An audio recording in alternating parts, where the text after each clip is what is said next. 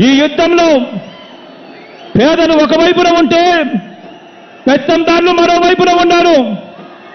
పెత్తందారులను ఓడించి పేదల ప్రయోజనాలను కాపాడేందుకు మీరంతా కూడా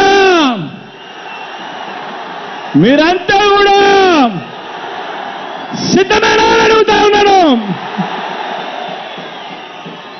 ఈ యుద్ధం మాట ఇచ్చి నిలబెట్టుకున్న మనకు మాట తప్పడమే అలవాటుగా ఉన్న వారికి మధ్య ఈ యుద్ధం.